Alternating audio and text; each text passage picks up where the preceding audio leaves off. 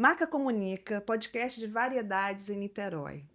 Variedades como esporte, cultura, arte, desenvolvimento humano, saúde física e mental. Hoje a gente tem duas convidadas, são referência aqui em Niterói. A gente sabe que a gente tem 3 coisas aqui em Niterói, que é muito, né, divulgado e a gente tem em qualquer lugar, que é farmácia, igreja e remada.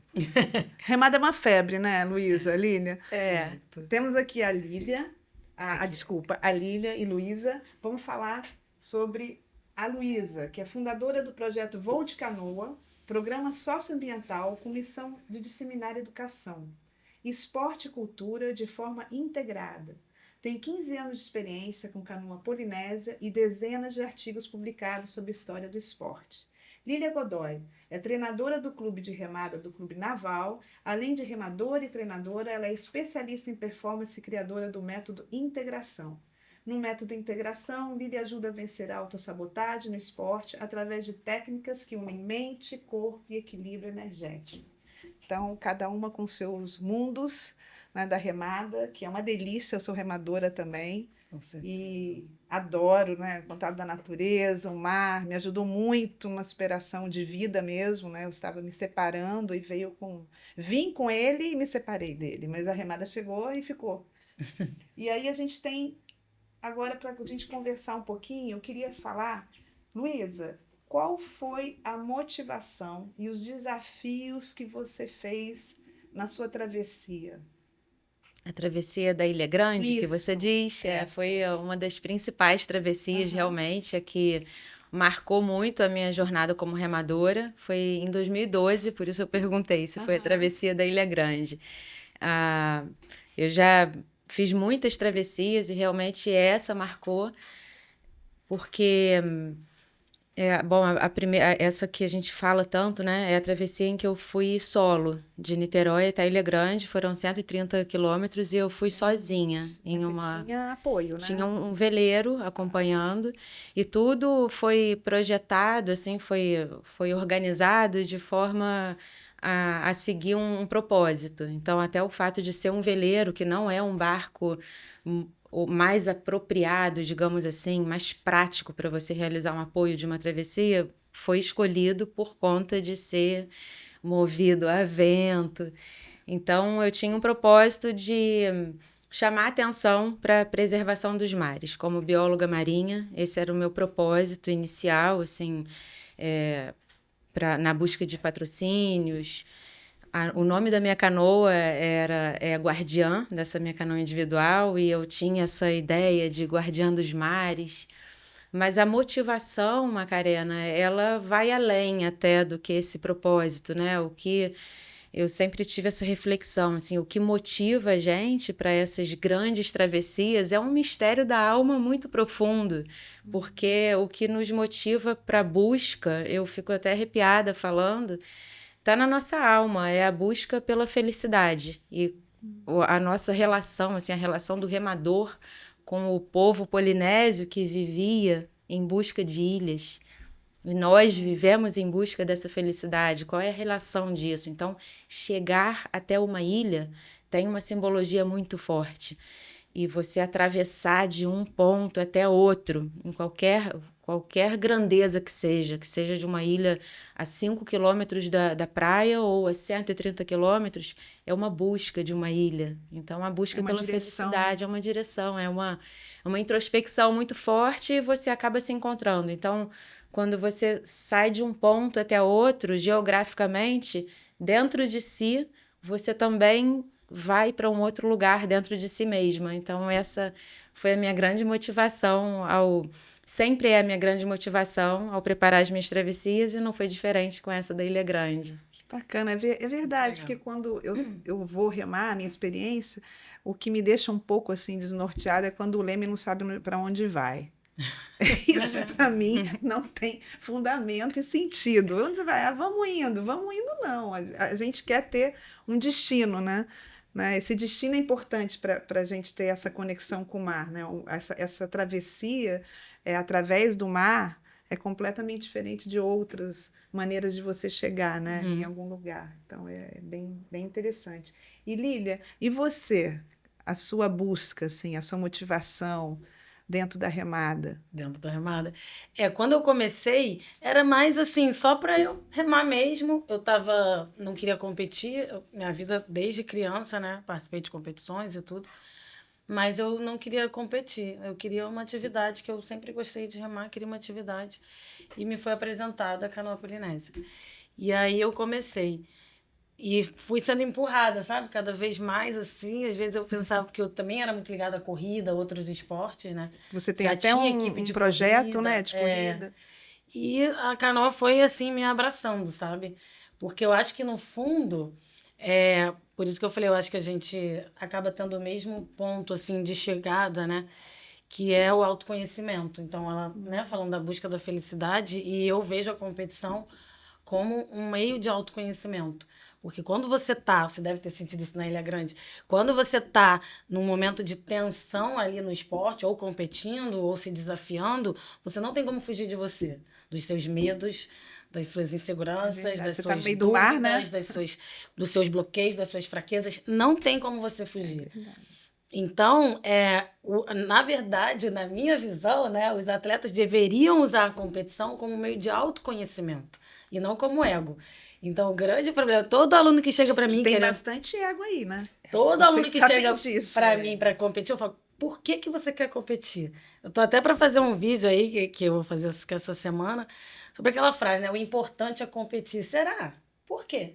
Para quê? Eu sempre falo também, pergunta sempre por quê e para quê. Você quer competir para quê? Você pode se desafiar fazendo uma travessia, não precisa ser com competição. Porque a competição é necessária. Depende se você vai fazer um bom uso dela. E o que eu vejo que gera muitos problemas é as pessoas usarem a competição numa coisa mais do ego. E aí ela perde a autorresponsabilidade, porque ela não quer olhar para dentro. Ela quer treinar, treinar, treinar, chegar lá e ser melhor que os outros. Mas e aí? Se não for, então a culpa é de quem? A culpa é do treinador, a culpa é do outro atleta, a culpa é do árbitro, a culpa é da organização que não botou direito não sei o quê, a culpa é sempre fora. A responsabilidade por um resultado que não é que a pessoa esperava está sempre fora. Mas enquanto ela não olhar para dentro, ela não vai ser bem-sucedida. Ela vai culpar sempre o que está na Porque a frente. autorresponsabilidade é o primeiro passo para qualquer coisa, porque a gente está aqui para o autoconhecimento. A felicidade não existe sem o autoconhecimento. E os seus resultados, a sua máxima performance não vai existir sem autoconhecimento. Porque diante dos obstáculos, diante do seu limite, você sempre vai esbarrar no medo, na insegurança. E se você não der esse passo, você vai estar sempre ali batendo na trave, não vai conseguir. E essa é a dificuldade. Então, o método de integração, ele tem esse objetivo, né? Levar as pessoas a olharem para dentro delas, se elas quiserem um resultado esportivo, que seja até né, na competição. E esse método de integração é para remadores ou em geral, para todo mundo? Qualquer modalidade esportiva. Modalidade. Mas eu acho que, eu penso às vezes que a canoa abraçou por causa disso. Eu acho que, na essência, a canoa tem essa busca pelo interior, né? Lá na Polinésia já tem essa cultura, né? De você olhar para o grupo, de olhar para dentro. E a gente precisa exercitar. Mas é um trabalho árduo, né? É um trabalho longo. Então, assim, aí fica batendo cabeça muitas vezes, mas se não tiver pessoas como a gente, que chama as pessoas para isso, a gente também tem as nossas fraquezas, as nossas dificuldades, mas vamos olhar para isso, vamos olhar para dentro, vamos olhar para dentro. Para de culpar Eu acho que a gente fala muito a mesma língua, embora haja essa necessidade no esporte de se rotular, né? É travessia, é performance, é competição, mas assim, até a performance, para ela existir na canoa, ela exige uma sabedoria que vai viajando, vai passeando por esse campo da autopercepção e do autoconhecimento. Então, assim... Explica um pouquinho o que é performance, até para A performance, vamos lá. A performance, ela é a modalidade aplicada na sua pureza para um bom desenvolvimento. Então, eu costumo falar com os alunos que é o seguinte: remar é um verbo muito simples e corriqueiro, como pedalar, correr. Então, o pedalar, eu pedalo de bicicleta com cestinha, carregando meu filho, estou pedalando. Agora, um ciclista de alta performance, competidor, ele também pedala. E a remada é assim, absolutamente qualquer pessoa com um movimento saudável nos braços, ela pode sentar numa canoa e remar. Agora, o remar com performance exige presença. E aí eu costumo dizer, a canoa, a performance, ela tá mais para uma, se for comparar, para uma yoga ou um slackline, por exemplo, que exige de você presença para se manter em cima daquela linha. Então, presente naquele momento. Presente naquele momento. Então, para você remar com performance, você tem que se perceber o seu corpo, as suas emoções de ansiedade para não acelerar a remada, a noção, né, da força, da potência da remada, a técnica. Então, isso envolve muito o autoconhecimento, o olhar para si. E a remada de OC6, que são 6 pessoas, eu até coloquei aqui o mar, amar e remar, que é exatamente a performance, né? Que você tem que estar presente, que nada mais é do que você internamente se colocar ali no autoconhecimento com o mar, né? E remar. E eu vejo que a diferença do OC1 ao V1, se você sozinho, solitário, é que você chegou um momento de performance, imagino eu. Porque quando você está no OC6, só a minha experiência foi OC6, tá? Não fiz o... Mas eu percebo que quando as pessoas migram para ser sozinhos no mar, eles já estão preparados internamente. Porque ali no OC6 eu percebo que tem várias personalidades que ainda não se trabalharam. E a possibilidade do trabalho de equipe, né? Aí que deveria ser mais incentivado ainda o autoconhecimento. Porque você vai ter que lidar com as dificuldades de todas as pessoas e vai ter que se relacionar ali da melhor maneira possível, né? Porque a nossa ideia é trazer sempre harmonia para aquele ambiente. Então, quando você olha para você e ao invés de você ficar olhando o erro da pessoa que está à sua frente, a técnica errada, se você começar a olhar para a sua técnica, aquela relação vai ser muito mais harmônica. Né? Então, esse desafio da convivência eu acho essencial também no processo de autodesenvolvimento. Lília, e isso é difícil para todo mundo, né? Eu acho muito difícil. Eu acho um desafio. A gente tem que se livrar, né? Se desligar um pouquinho da nossa crítica, do nosso senso crítico, olhar para a nossa remada. Então, é um exercício, eu acho que para pessoas experientes, inexperientes, todo mundo cai nessa armadilha do trabalho em equipe, que é a armadilha do julgamento. Não, a gente eu tô errado porque quem tá à minha frente tá errado, então por isso eu tô errando. O Voga tá fazendo uma remada muito lenta, muito acelerada, muito curta.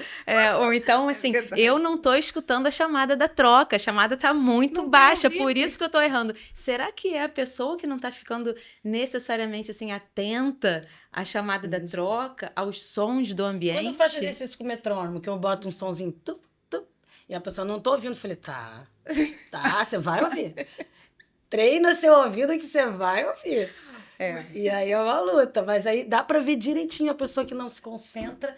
Aí quando eu falo, aí uma vez eu falei, vou botar pertinho de você. Agora eu tô ouvindo. Aí eu fui puxando assim pra trás, ó, e continuo ouvindo. Então é a concentração. É a concentração. E a audição. E tem aquela que eu vejo assim, das vezes que eu remei, né, eu não lembro, juro, assim, acho que tem uma vez ou outra que eu olhei para um passarinho, eu olhei para uma montanha, para o céu. Porque se você olha, a concentração é tão grande que se você se desconcentrar em coisa de segundos, você perde a sincronia, você perde estar o presente. Né?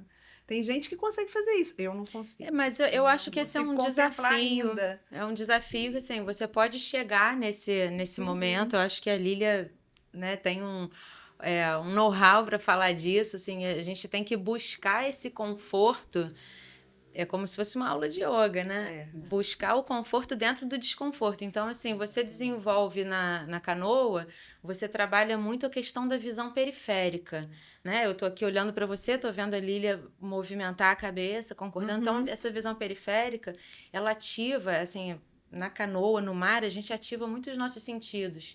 E a questão da performance num ambiente de natureza, que a gente rema, a gente tem que se permitir se deslumbrar. Então, imagina Macarena, você querer remar bem e se privar do voo de um pássaro. Não faça isso nunca. Você tem que manter sua admiração. Outro dia aconteceu isso. Estava treinando com uma equipe, de repente uma arraia voando assim, ó. Ah, bom, aí não tem como, né? Tem uma arraia. Mas eu no primeiro momento eu não identifiquei que era uma arraia. Falei, gente, olha aquele bicho. E ninguém tinha visto, porque a gente estava tão concentrado que era treino.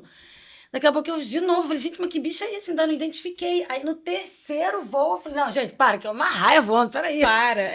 Não é? Porque a contemplação, ela vem exatamente do externo, que fica assim, tem que remar em sincronia, tem que isso. Aí, se você se distrai um pouco, o de trás já fica nervoso porque você se distraiu. Exatamente isso. Fica de olho no que você está fazendo. Lá não no distrai surf- muito rápido. Lá no Surf Roy a gente tem uma frase assim, quando é dia de treino, a gente tem uma planilha para seguir, a gente fala, ó, só para se tiver baleia.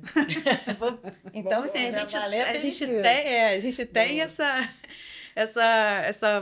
esse combinado, né? Falando Baleia, nisso em golfinho. baleia, vocês já viram uma baleia? Eu não tive essa sorte. Lá Só deve ver golfinho, direto, só né? golfinho. No Eu verão. No É, verão a charitas, gente né? vê bastante. Charitas já- Mas charitas vocês já devem ter visto golfinho, boto. bastante, mas eu não dou sorte com... É raro eu conseguir ver. Às vezes eu acabei de virar assim, voltando, e o pessoal, nossa, mas ali na frente estava cheio de golfinho. Gente, não é possível. No meu primeiro contato, assim, próximo com uma baleia, assim, próximo são alguns metros, né?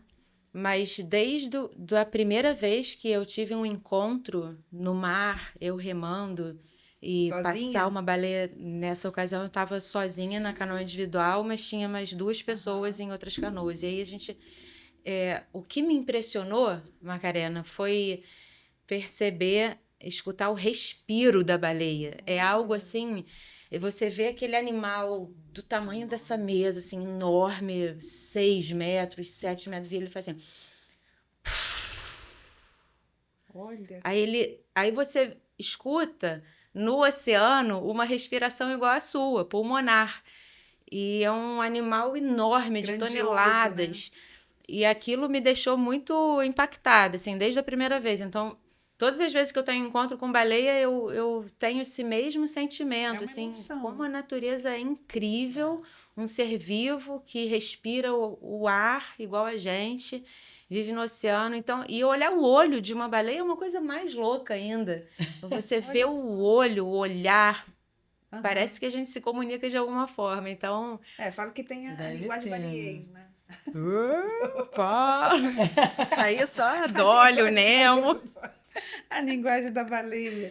Não, mas tem. É um canto muito bonito, assim, muito que toca a alma mesmo. Mas aí eu só tive a oportunidade de escutar mergulhando. Aham. Mergulhando mesmo, assim, né? Com um cilindro. Ah, você também mergulha? Também. Mergulhadora?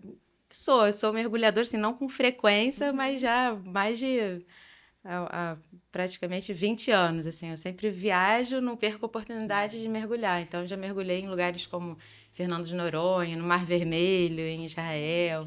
Eu vou buscando esses lugares. E aí, a primeira vez que eu escutei o canto da baleia, também foi assim, que som é esse? Que som é esse? Então, o encontro com os animais marinhos é sempre marcante. Surpreendente, né? E falando no encontro, vocês com os alunos, né? Tem gente que tem essa familiaridade com o mar. Eu tenho pavor do desembarque. É uma fraqueza minha, porque eu penso que vai escotear a canoa, fico nesse pavor. Tem gente que não sabe nem nadar, que eu sei que rema, né? Coloca o salva-vidas e vai. Então, eles estão superando o medo, né? Tem gente que fala comigo, eu estou aqui porque eu quero superar o meu medo pelo mar. Como é que é? Vocês tiveram esses alunos, têm até hoje? Como é que funciona essa dinâmica com essa pessoa que veio com esse medo, né, do mar e está aí remando e feliz? Em Charitas é mais fácil, né? Porque a gente não oferece ali, principalmente de manhã, não tem muito vento, não tem muito risco. Então, quando tem essas pessoas, eu não vou para longe, eu fico por ali, né, na turma. E eu até permito, mas recentemente muitas pessoas me procuraram falando, né? Ah, eu quero remar, mas eu não sei nadar. Então, eu abri uma turma de canoa com natação no mar, que eu sou Boa. professora de educação física, Aham. então eu tenho como dar essa aula. E para suprir essas pessoas, porque eu acho muito importante. A gente sabe que o colete vai dar uma segurada, então quando a pessoa não sabe, eu explico. Eu chego numa prainha, a gente sempre vai até uma prainha. Ó, caso a gente dê um rule, fica calmo, vira de costas. Eu dou uma dicasinha do que fazer, né? E aí a gente tá para marcar o treino de rule, né? Que é quando a canoa vira.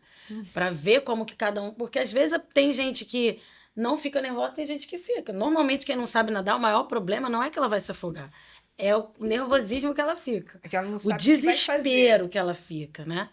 Então, eu faço assim, porque para mim ali é mais fácil. Eu não sei lá, Itaipu. Itaipu Se já você as ondas, aceita. dependendo do dia.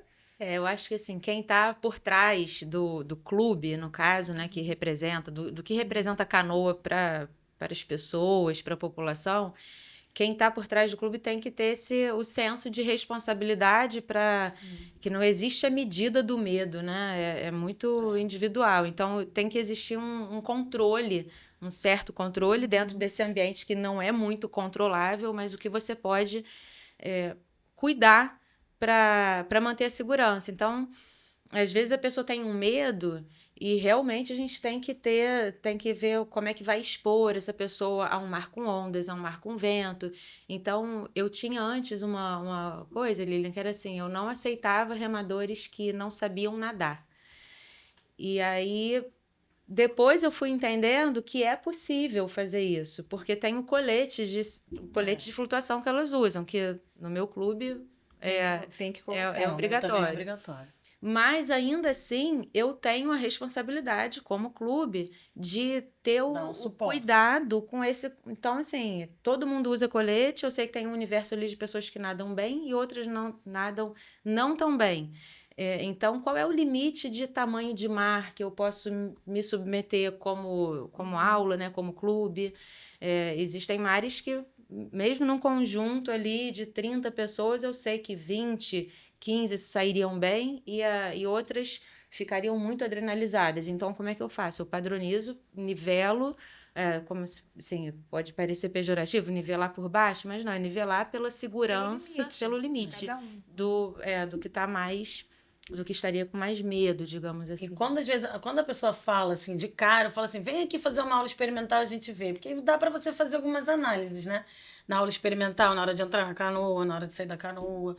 E eu sempre incentivo ela a fazer. Por mais adulta que ela seja, eu falo, olha, nunca é tarde, entendeu? Já que você resolveu fazer aula de canoa, procura fazer uma natação. E a gente vai aos pouquinhos, né? Convencendo aquela pessoa a vencer. Até porque vai ser, eu falo, porque isso vai te dar liberdade. Isso vai ser um desafio para você, É que às importante, vezes já ela que a gente vem está até falando de para isso, né? As autoconhecimento, né? pessoas vêm para superar esse medo. Exatamente. Então vai ser um desafio, você vai ter mais segurança e você vai ter mais liberdade na sua vida. Porque o que você às vezes quer, ainda mais que lá no Clube Naval, né?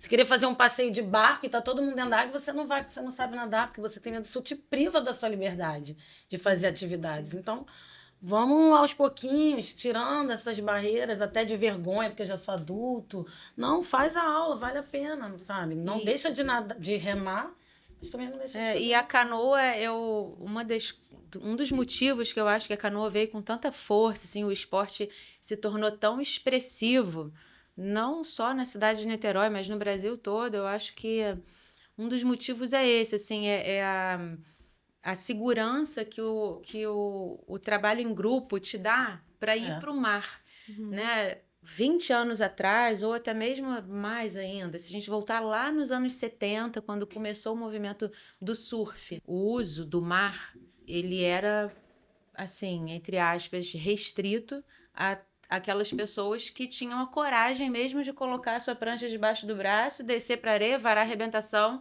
e ficar em pé em cima de uma prancha. E aí, quando chegou a canoa, o que ela trouxe foi uma outra realidade disso. Então, aquelas mesmas pessoas que viveram isso nos anos 70, elas viram uma possibilidade, mesmo diante de um medo de varar uma arrebentação, elas se viram com uma possibilidade de fazer isso em conjunto, dentro de uma canoa, com uma pessoa responsável pela segurança. Então, a canoa democratizou muito o mar no Brasil. Aquelas pessoas que ficavam na areia olhando os surfistas podem hoje até o mar, né? Até os surfistas brincam, né? Falam, coisa de remador não é surfista. Que eles se acham os poderosos, que eu acho lindo o surf. Mas, assim, existe essa coisa que você acabou de falar. A remada, ela é muito democrática. Isso é muito bacana. Por isso que tanta gente faz, né? E o surfista que fala isso certamente é um surfista que não conhece do surf, porque a canoa tem tudo a ver com surf. A começar pela origem, eu né? acho os surfistas dos anos 80 que ainda tem esse pensamento. Às vezes ficam só incomodados ali de ter que dividir o mar, mas Não no fundo sei, do crowd, sabe que não acho que não é isso, né? E a gente está aqui também para falar um pouquinho de uma frase que me chamou a atenção. da Lília. E vocês duas o que podem falar disso. Que tem a ver com o que a gente está falando sobre sentimento, emoção, superação. Que toda demora dos resultados esconde uma espera das relações. Maria mesmo essa frase veio na minha cabeça. Eu falei, mas acho que tá... Achei bem bacana, assim, pertinente e curioso. E eu acho até importante para essa coisa do trabalho de equipe, né? Muitas vezes a gente fica esperando que o outro aprove, que o outro faça parte dele, e isso trava seu resultado. Se a gente tem autorresponsabilidade, lógico que a gente não vai fechar os olhos para as pessoas, não, só sou eu. Não, mas você vai entender que o outro tem as dificuldades dele, mas você tem como buscar as suas alternativas dentro de você para que você não precise esperar por ninguém para chegar onde você quer. Né? Então, quando os resultados estão demorando muito, se você olhar, você está esperando por alguém para estar junto com você, para te dar o aval. Alguém? Assim, é uma desculpa, tipo, não vou fazer porque eu tenho cuidar do meu filho, eu tenho um trabalho que não me permite. Porque isso? meu marido não aprova, porque fulano diz que vai atrapalhar a minha rotina, sabe? Alguma coisa assim de alguém, ou então assim, eu não vou competir porque depois eu não vou ter resultado e as pessoas vão falar.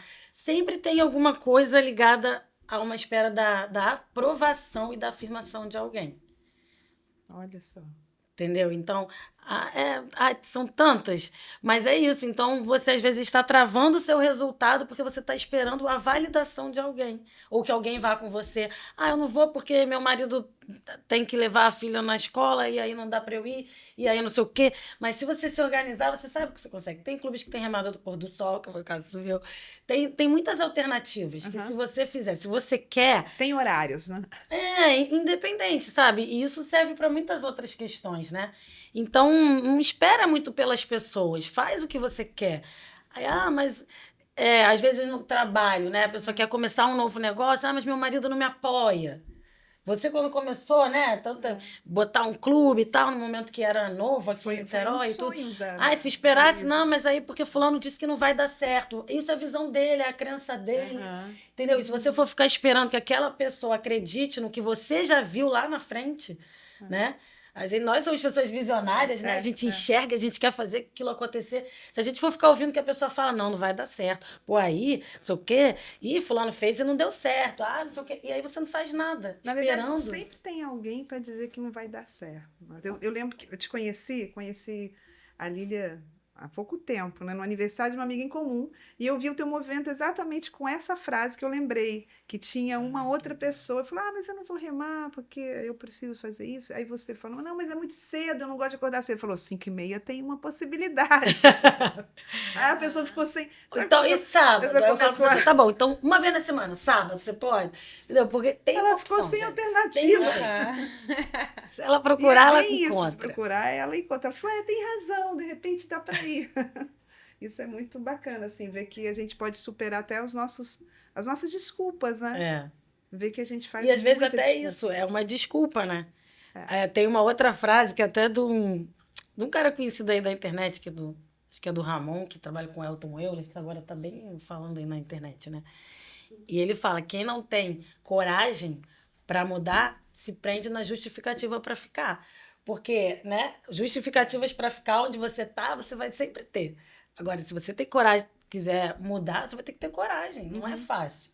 Não é fácil fazer uma nova atividade, montar um clube, botar um novo projeto, mudar seu estilo de vida, começar a remar, emagrecer. Não é fácil. Mas se você ficar só na justificativa de que é difícil, por que isso? Porque ninguém me ajuda, porque... Dieta, então, mas lá em casa todo mundo come mal, não sei o quê, como é que eu vou fazer? Tudo bem, a gente sabe que o ambiente influencia. Mas, se você também não fizer a sua parte, você vai esperar o quê? A família inteira começar a querer fazer dieta para você fazer a sua? Aí você engorda 20 quilos. E aí você fica esperando as relações e deixa de fazer o seu. Né? Deixa de ter os seus próprios resultados. É verdade. E quais são os benefícios que eu vi aqui também, Lídia, que você falou do reiki? Você usa o reiki para corrida, para remadores? O reiki eu uso mais assim, para a pessoa recuperar a energia dela, e se tiver com alguma dor, alguma lesão.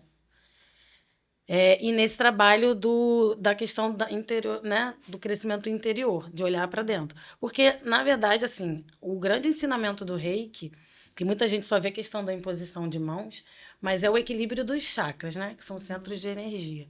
E cada chakra, ele está representado por um ou mais órgãos, né? Do nosso corpo. E a gente entende que as emoções é que bloqueiam aquele chakra e que trazem as doenças. Então, por exemplo, dor de estômago. Aí eu falo, cara, aluno meu que fala assim, eu tô com uma dor de estômago, que eu comi alguma coisa. Eu falei, cara, não é por isso. Você comeu, já estava ali com uma certa, né, fragilidade e deu aquilo. Ou então, o universo fez você comer aquilo para você olhar para o seu estômago, porque, na verdade, o estômago é a sede do ego. Quando você não consegue se relacionar com alguém, quer que a pessoa faça do seu jeito, não entende o tempo da pessoa, quer que seja no seu tempo, isso vai para o estômago, imediatamente, entendeu? Então, quando você come uma coisa, bate, dá aquela dor ali, você tem que olhar e falar assim, será? Como que estão minhas relações? Será que eu estou sendo movida pelo ego? Será que eu estou apressando a pessoa? Será que eu não estou aceitando a pessoa do jeito que ela é? Será que... Aí você faz uma reflexão. Então, o reiki, ele entra muito mais aí, na questão da convivência, sabe? De entender que se, de repente, você se lesionou, aí eu falo, pô, a pessoa, ombro, né? É muito comum na canoa. Eu falo, beleza, você está sobrecarregando seu ombro. Você está sentindo a dor do ombro, dor da remada, mas a dor no ombro é uma sobrecarga emocional, de que você está carregando que não é sua. Então, a canoa, o esporte em si, ele vai intensificar aquilo para você olhar para o seu emocional. Então, você está carregando uma sobrecarga da família, pessoas que estão jogando o peso dela sobre os seus ombros. Então, isso vai te fragilizar. Aí, quando você for na remada, um movimento assim, pá, deu dor no ombro. Mas não é só o exercício. É uma conjunção de fatores. Adorei te escutar, Lilian. Dor no cotovelo é o quê? A famosa epicondilite que essa todo é mais remador fácil de tem. entender. E olha, e é literal. Eu sempre falo para as pessoas, é literal, você pode prestar atenção. Quando que a epicondilite, a vez que eu tive, quando que eu senti, quando eu fui segurar um condicionador, apertar assim para tirar e deu a dor. Caramba, travou ali, deu aquela fisgada. E aí eu comecei a fazer essa análise. Eu falei, gente, o que eu tô segurando na minha vida que eu já deveria ter soltado? Tá segurando com unhas e dentes ali uma coisa que não faz mais parte de você. E aí a remada, ela só vai vir para te mostrar isso. E aí eu comecei a fazer o exercício. Eu ainda não... Às vezes a gente não identifica de cara, é difícil, né? E aí começa a meditar, respirar, me mostra que eu tenho que ver aqui que eu não tô vendo. E aí eu lembrei de uma relação que eu tinha, né? E que era uma coisa simples, assim, mas que eu já devia ter deixado ir e pronto. E aí quando você consegue fazer aquilo que teu corpo tá te pedindo, você até esquece, depois você fala assim, ué, tem uma semana que eu não tô sentindo epicondilite, gente, o que aconteceu? Você sabe, o negócio vai embora, assim, sem você perceber. Isso acontece comigo direto. Às vezes uma dorzinha, do nada surge uma dor, gente, o que essa dor tá querendo me dizer? Depois some. Não é? Não acontece? Você não Porque toma você, remédio, às vezes, inconscientemente, você já equilibrou aquele emocional. Mas quando a coisa fica repetida... Cara, até hoje não deu. Não sei se você já lembrou de alguma coisa agora. Mas se você, quando você for meditar, você vai lembrar. Às vezes é um comportamento que você já percebeu que você precisa mudar, um hábito, sabe? Alguma coisa. Luísa, desde o seu... Lembrou agora? Falei. O que você lembrou? Não, eu adorei todas as falas dela. Eu lembrei que eu tinha uma dor crônica nos meus ombros. E eu sempre tive esse senso de responsabilidade, né? De ajudar todo mundo. De querer carregar o mundo nas costas. E aí, não foi nem que eu percebi, assim, mas muita musculação e tal, assim, com cuidado e tal, mas eu tinha um negócio crônico, Lília, de, assim, mudou o tempo, eu sentia dor no ombro. Era assim, ficou do frio. Eu nem sabia disso. Você era muito exigente com você. E eu tenho esse negócio em mim. Se eu não me cuidar, eu tenho esse negócio de querer controlar tudo, querer cuidar, né? Carregar o mundo nas costas, querer, então, tomar conta de tudo para ficar tudo em ordem. E, na verdade, a gente não tem esse domínio. Delegar essa tendência, o ombro vai... Então, eu lembrei de uma dor no ombro que eu tinha muitos anos atrás e é isso. E assim, ela desapareceu. Foi diluindo, assim. E como é que foi diluindo? Foi as tuas emoções que foram melhorando? Eu acho que a maternidade me ajudou muito a olhar para o que é prioridade, né? E aí veio a maternidade e muitas vezes eu levo um choque, assim, gente, por que que eu estou me preocupando com isso? A prioridade é meu filho, é a infância do meu filho, é curtir ele. Então, volta e meia eu dou essa chacoalhada para tudo e volto para o que é mais importante. Então ela foi A por outro família. caminho, mas no fim era o que o corpo queria, entendeu? O corpo só queria que ela enxergasse isso. Enxergou, passou a dor. É isso. E assim, você como treinadora, como é que você se vê quando você começou? Agora falando das emoções, da sua jornada, né? A Lília também falando dela. Foi em 2000 e... Que eu comecei Seu a remar. clube, É o seu meu clube clube. 2012. 2012. 2012. Desde que você começou essa relação com os remadores, com seus alunos, com a empresa, até agora, né? Que já tem quantos anos? 2012? 12 anos. anos. 13 anos. 13 anos. Você viu a sua evolução?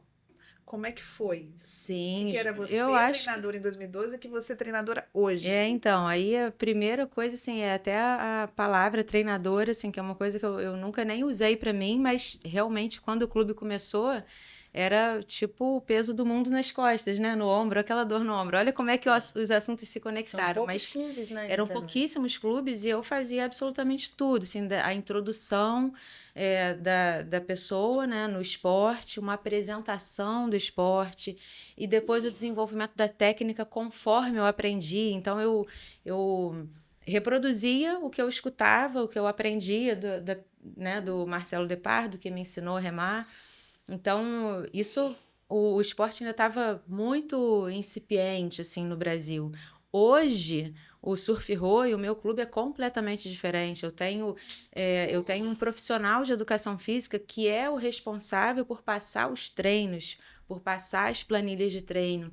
Tenho o meu sócio e o instrutor, o André Gerbatin, que são pessoas voltadas para esse desenvolvimento do afinamento da técnica. Então é algo que assim eu nem coloco o meu dedo mais, porque Então você viu que você não sozinha, ouso fazer isso. você sozinha não dava conta, né? Não que você não tivesse competência, mas não tem como você focar e se concentrar no que você tem maestria, que é o treino no geral, né? É o olhar amplo sobre a E canoa, né? Tem isso. a parte Da cultura. da também. cultura, do leme também, que é um trabalho que eu desenvolvo muito no meu clube, que é a formação de lemes.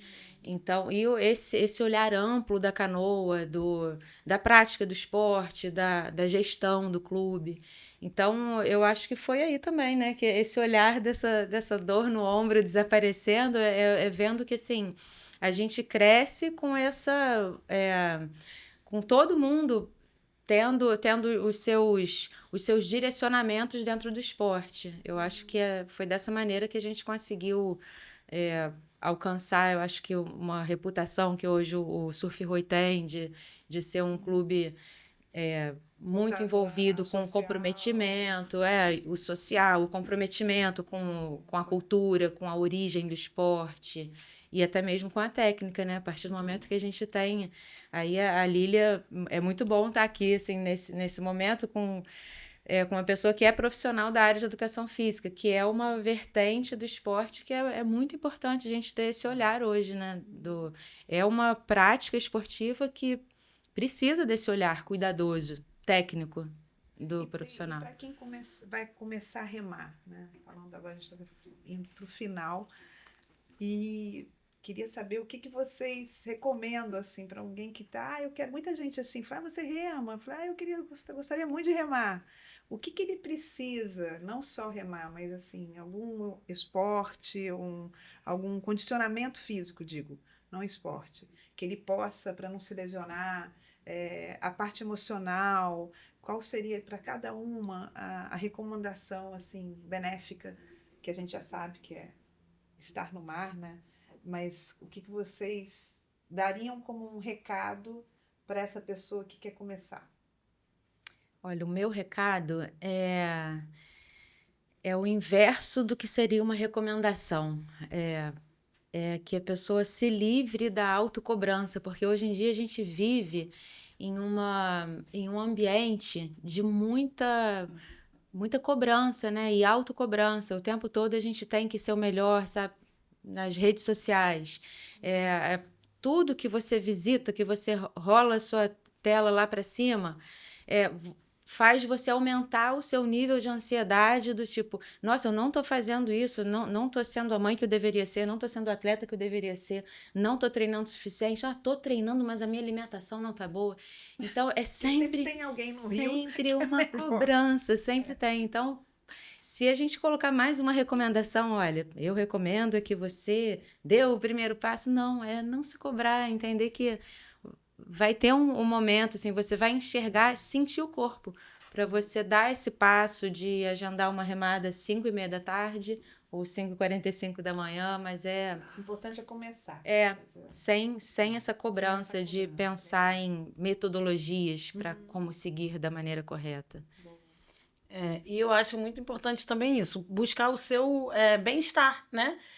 E não se preocupar também com a questão da competição de imediato, porque a pessoa tem gente que já nem começou ainda, dá um mês, aí começa a se empolgar, a ver as competições e tal, e aí vai extrapolando, porque aí já começa a entrar nessas cobranças. E começa a vir E, sabe, e às vezes não deu nem maturou ainda, não tá nem começou direito ainda, não curtiu, não identificou, sabe, não participou ainda da cultura, não fez aquela remada contemplativa mesmo, não sentiu o esporte ainda e já quer competir, sabe?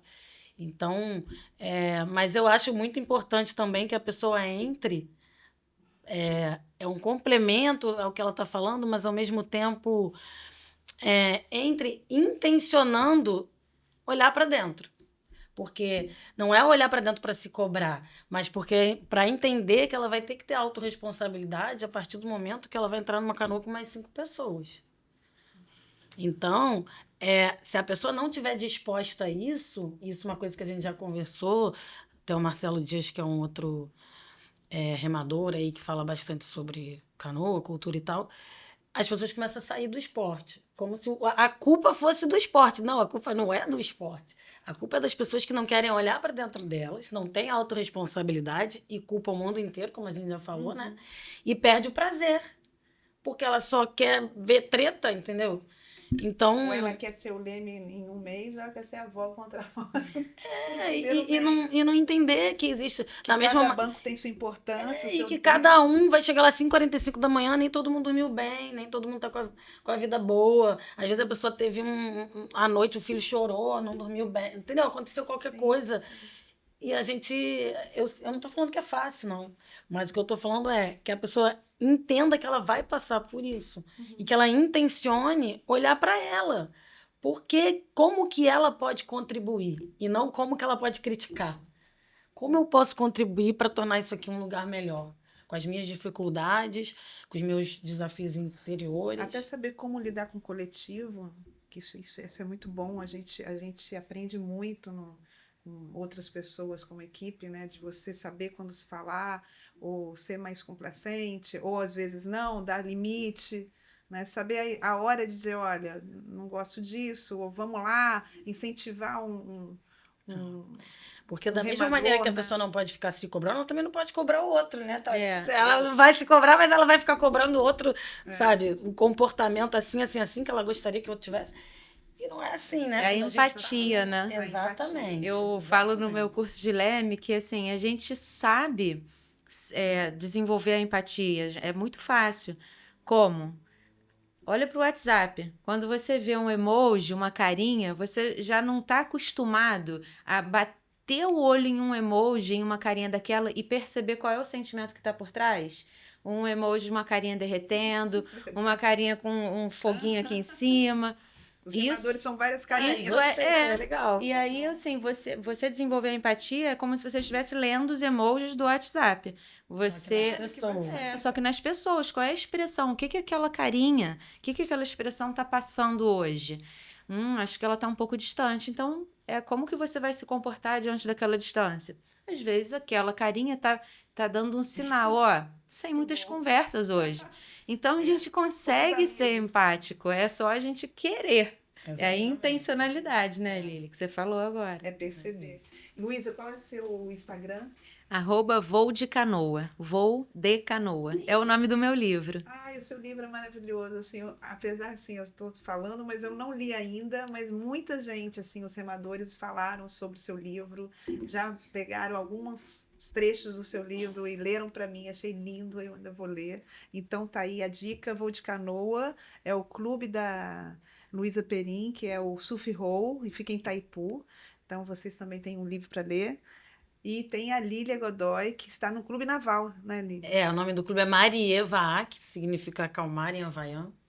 Ai, que bonito. E eu tenho a minha assessoria esportiva, então o meu Instagram é Lília Godoy AE, também tenho 2, né? Marieva, que é do clube, e Lília Godoy AE, esse AE de assessoria esportiva, né? E, rapidinho, só falar também do meu e-book. Eu lancei um Claro. e-book na área de treinamento mental, que eu tenho pós-graduação em neurociência, a Lília vai fazer treinamento aqui, mental no aliás. esporte.